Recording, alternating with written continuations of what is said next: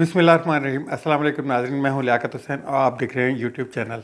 सबसे पहले तो बात कर लेते हैं हम जिस चीज़ का डर था वही हुआ कि केपी के गवर्नर ने आज इलेक्शन कमीशन पाकिस्तान को ख़त लिख दिया, जिसमें उन्होंने बढ़ती हुई दहशतगर्दी और जो अमन व अमान की सूरत हाल है, लॉ एंड ऑर्डर की सिचुएशन है, उसके ऊपर उन्होंने इलेक्शन डेट देने से जो है वो एक तरह से इनकार कर दिया। और उन्होंने कहा कि जब तक सारी पार्टियां मिलके नहीं बैठती और एक कंसेंस नहीं डेवलप हो जाता, उस वक्त तक उन्होंने इस चीज़ का लिखा कि जनरल इलेक्शन, मतलब सूबे की इलेक्शन का नहीं, जनरल इलेक्शन को उन्होंने जिक्र किया कि जनरल इलेक्शन की हम डेट नहीं दे सकते।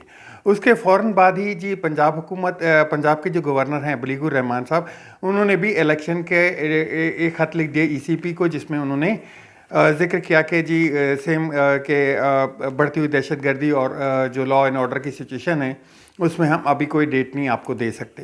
तो इन चीज़ों का जिक्र कल भी हुआ था। कल जब इलेक्शन कमीशन पाकिस्तान ने ख़त लिखा था गवर्नर को कि कोई भी डेट दें 15 से 17 अप्रैल के दरमियान में, जिसमें से एक उम्मीद लगाई जा रही थी कि 16 अप्रैल की डेट मिल जाएगी, जिस पे आईजी खैबर पख्तूनख्वा आज़म जहाँ ने भी जिक्र किया कि जी हम भी सिक्योरिटी प्रोवाइड करने के लिए तैयार हैं। और जो है इलेक्शन की एक डेट नज़र आ रही थी, उसका आज दम तोड़ गया है इन दोनों खतूत के लिखने के बाद। और अब देखें, ये हो सकता है कि ये उम्मीद ये की जा रही है, मतलब मेरी एक प्रेडिक्शन ये है कि अब इसको चैलेंज किया जाएगा केपी के सुप्रीम कोर्ट में या हाई कोर्ट में इसको चैलेंज किया जाएगा।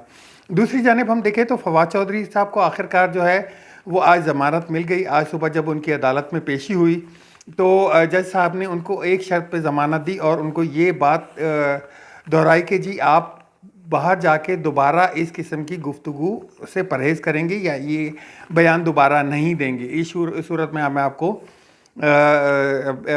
बेल दे सकता हूँ। तो उस पर उनको बेल हो गई है और अब से कुछ देर पहले उनका रोपकार भी शुरू हो गया है। तो कुछ देर में उनकी जो रिहाई है वो मुतवक्का है।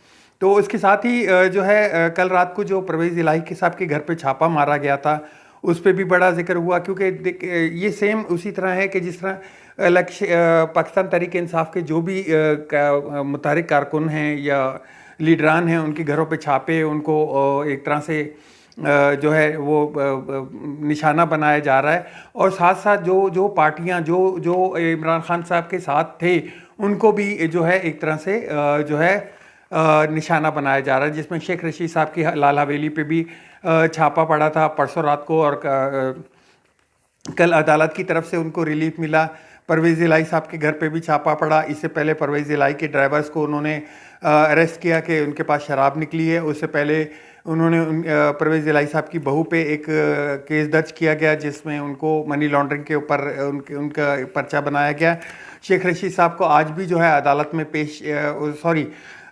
पुलिस स्टेशन में पेश होने का नोटिस जारी किया गया था, जिसमें वो अदालत में गए और अदालत ने उस नोटिस को रद्द कर दिया। तो इसी तरह से हम देखें तो हालात एक ही तरफ जा रहे हैं कि जी किसी तरीके से इमरान खान के साथियों को या उनको टारगेट किया जाए, उनको जो है एक तरह से प्रेशर में लाया जाए ताकि वो बात ना कर सकें, या वो दूसरी जानिब उनका जो है वो इस खुल के सामने ना आ सकें या एक तरह से वो ना किए जा सकें। दूसरी जानिब देखें तो हम इमरान खान को जिस तरह से नाहिल करने की कोशिश की जा रही है, उनको अरेस्ट करने की कोशिश की जा रही है। कल मैंने आपको बताया था कि बैंकिंग कोर्ट के जो अदालत जो जज साहब हैं, उन्होंने कहा कि किसी भी सूरत में आपको 15 फरवरी को आपको अदालत में पेश होना ही होना है। और अगर कोई आप एप्लीकेशन देंगे जिसमें पेश ना होने की, तो वो मैं अभी से रद्द कर दूंगी। तो आज एक एप्लीकेशन मूव की गई जिसमें उन्होंने वो रद्द करते हुए कहा कि इमरान खान भले मेरे सामने पेश ना हो, लेकिन अदालत में हाजिर ज़रूर हों और नीचे रजिस्टर पर साइन करें, हाज़िरी लगवा दें अपनी। और बाबर अवान साहब ने इस मौके पे इनको बोला था कि आप जो है वो कैमरे के ऊपर या इन सेशन जो होता है अपना, आप उनकी बयान दे सकते हैं, आप उनकी हाज़िरी को वो कर सकते हैं। लेकिन उन्होंने कहा कि नहीं जी, इसकी ज़रूरत नहीं है, इनको ख़ुद पेश होना पड़ेगा।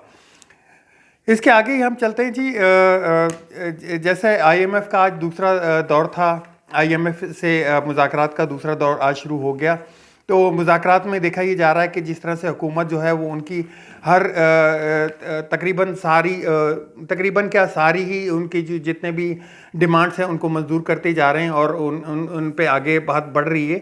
और उस महंगाई की उस जो मुज़ाकरात हैं उनकी सूरत में महंगाई का एक तूफ़ान आने का ख़दशा है, जिसके ऊपर जो है इस वक्त डॉलर जो है वो अपनी हाईएस्ट पोजीशन पे है, गोल्ड जो है वो इस वक्त अपनी हाईएस्ट पोजीशन पे। इस दौरान माहिर मईशत जनाब मुज़म्मिल असलम साहब का एक मैसेज भी कल से चल रहा है कि वो इंपोर्टर्स को रिक्वेस्ट कर रहे हैं, एक्सपोर्टर्स को रिक्वेस्ट कर रहे हैं कि जितना भी उनका पैसा बाहर डॉलर की सूरत में पड़ा हुआ है वो नहीं ला रहे थे यहाँ पे, तो उनको एक रिक्वेस्ट की गई कि आप ये डॉलर पाकिस्तान में ले आएँ। ये बेस्ट एक तरह से आपको अपॉर्चुनिटी मिल गई है इस हुकूमत की वजह से कि आपको 270 रुपये का डॉलर इस वक्त मिल रहा है, तो इससे ऊपर नहीं जाएगा ये, और उम्मीद भी नहीं की जा रही क्योंकि ये डॉलर जो है ये अभी भी बहुत ऊपर है वो जिस तरह की जो कारकर्दगी है हुकूमत की उसकी वजह से, वरना इसके जो असल रेट है वो 230-240 के दरमियान है। और इंशाल्लाह वो ये कह रहे थे कि आने वाले दौर में ये जब डिपेंड करता है अपना इसहाक डार साहब पे कि अगर वो अच्छी तरह से इसको हैंडल कर सके तो डॉलर 230-240 पे वापस आ जाएगा। लेकिन महंगाई नहीं आएगी, महंगाई क्योंकि जो टैक्सेस जमा किए गए, टैक्सेस का बोझ लगाया जा रहा है, जो ऑर्डिनेंस एक इशू करके जो है मिनी बजट पेश किया जा रहा है, पेट्रोल के प्राइसेस बढ़ाए जा रहे हैं, अपना गैस के, बिजली के, और ये अब से नहीं, ये जून जुलाई से जो है लास्ट जून 2022 से बढ़ाए जाएंगे। तो वो महंगाई के तो एक रहेगा। इन्फ्लेशन का जो रेट है वो तकरीबन 27% पे 27 से 30% के दरमियान में है। और ये एक इनकी बदकिस्मती है कि पाकिस्तान पीपल्स पार्टी जब भी हुकूमत में आई है या कोलिशन में आई है तो महंगाई ऊपर ही गई है। और पीएमएलएन का तो मैं आपको बताता चलूं कि पीएमएलएन का तो ट्रैक रिकॉर्ड है कि वो जैसे ही हुकूमत में आते हैं वो एक भरमार जैसे कहते हैं कि टैक्सेस और वो सब लगा देते हैं और उसका सारा बोझ जो है वो पिछली हुकूमत पे गिराते हैं। और जब हुकूमत करने के एंड में आते हैं, यानी कि जब इलेक्शन डे आता है या इलेक्शन ईयर आता है, तो उस वक्त ये फिर रिलीफ देना शुरू कर देते हैं, सब्सिडीज देना शुरू कर देते हैं और मज़ीद कर्जा उठा लेते हैं, जिसका बोझ जो है वो आने वाली हुकूमत पे पड़ता है। तो ये एक तरह की टैक्टिक्स है इनकी। तो महंगाई के पे तो कोई उम्मीद नहीं की जा रही कि महंगाई नीचे आए।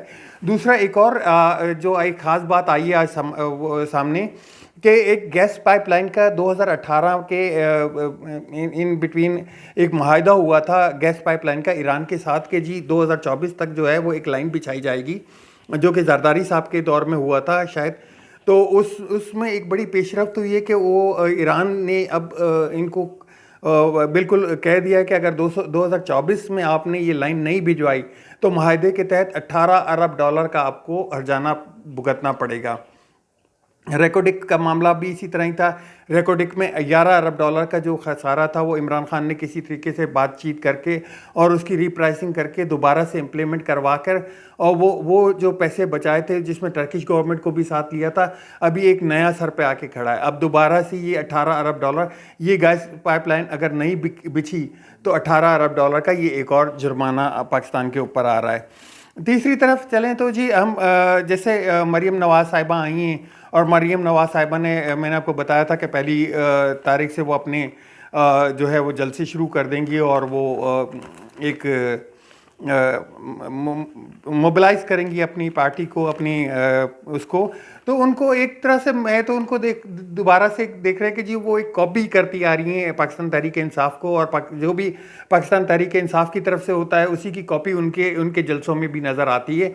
तो उनके जलसों में आज जो उनका बहावलपुर में एक कन्वेंशन हुआ था तो वहाँ पे वो हल्फ लेती हुई नज़र आई, जिस तरह से इमरान खान साहब अपने कारकुनों से हल्फ लेते थे तो उन्होंने भी हल्फ लेना शुरू कर दिए हैं। और इसके साथ ही जो पीएमएलएन की जो वर्कर्स हैं, जो सीनियर लीडर्स हैं, वो हुकूमत से बदजन नज़र आते हैं। कल उसकी एक शक्ल मैंने आपको मुशाहिदुल्लाह सैयद के अंदाज में दिखाई थी कि उन्होंने पार्लियामेंट में खड़े होकर साफ अल्फाज में कह दिया था कि ये तो लूली लंगड़ी पार्लियामेंट है, ये क्या बोलेगी, पार्लियामेंट पूरी नहीं है क्योंकि इसमें से आप आधे से ज़्यादा मेंबरान तो इस्तीफे दे के बाहर निकल गए। जो उन्होंने तो लूली लंगड़ी पार्लियामेंट का लफ्ज़ इस्तेमाल किया कि जो हैं सारे उनको जमा करके जी आप कर रहे हैं। और आज शाहिद खाकान अब्बासी साहब का भी इस्तीफ़ा सामने आ गया कि उन्होंने अपनी पार्टी से इस्तीफ़ा दे दिया और अपना जो उनका एक चीफ ऑर्गेनाइज़र का ओहदा था उससे इस्तीफ़ा दे दिया उन्होंने। वो भी इसी बात से नाला है कि जी मरीम नवाज़ जो हैं उनसे बहुत उम्र में छोटी बेटियों की जगह है, उनको लाके उनके सरों पे मुसल्लत कर दिया गया है। साद रफ़ीक साहब भी ऐसे ही कहते हैं कि जी मैं बेटी की तरह मानता हूँ और आज उनको मेरा लीडर बना दिया। और पिछली एक वीडियो बहुत वायरल हुई है जिसमें वो गुजरते हुए साद रफ़ीक साहब का जो कंधा है वो थपथपा रही हैं। और मिफ्ता इस्माइल साहब तो आपको पहले ही पता कि वो एक अलग से जो बयान दे रहे थे कि जी मुझे तो बड़ा क्रिटिसिज्म किया जाता था मेरे फैसलों को लेके, मुझे तो बार बार मेरे ऊपर बोझ डाला जाता था। इसहाक डार साहब इनके रिश्तेदार हैं तो उनको तो कुछ भी नहीं कहा जाता। आज तक के लिए इतना ही। अभी कुछ देर एक और चीज़, सॉरी, मैं बताता चलूँ। कल जो है एक दहशतगर्दी का एक और वाक़या हुआ मियांवाली के एक थाना है मकड़वाल में। वहाँ पे दहशतगर्दों ने तकरीबन 9:30 बजे के करीब हमला किया था और उस हमले को जो पंजाब पुलिस है, मियांवाली की पुलिस है, उसने बहुत शानदार और दिलेर बहादुरी से उसका मुकाबला किया और उनको पसपा कर दिया, उनको भागने पे मजबूर कर दिया। हालांकि जो पहली इतला थी वो क्योंकि बहुत ज़बरदस्त ये एक तरह से हमला था तो बहुत कैजुअल्टीज़ का ख़तरा था। हाई अलर्ट कर दिया गया था DHQ हॉस्पिटल को, मियांवाली के सारे डॉक्टरों को, सारे हॉस्पिटल को हाई अलर्ट कर दिया गया था। लेकिन उन्होंने जवां मादरी से इनका मुकाबला किया और उनको भागने पर मजबूर कर दिया।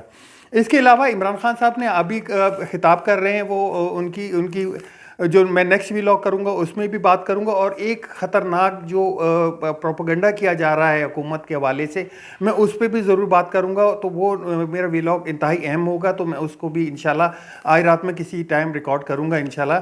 तो रिक्वेस्ट दोबारा यही करूंगा कि मेरे चैनल को सब्सक्राइब करें और शेयर करें और लाइक का बटन दबा दें। आपके कमेंट्स का इंतज़ार रहेगा। अल्लाह हाफिज़। पाकिस्तान जिंदाबाद।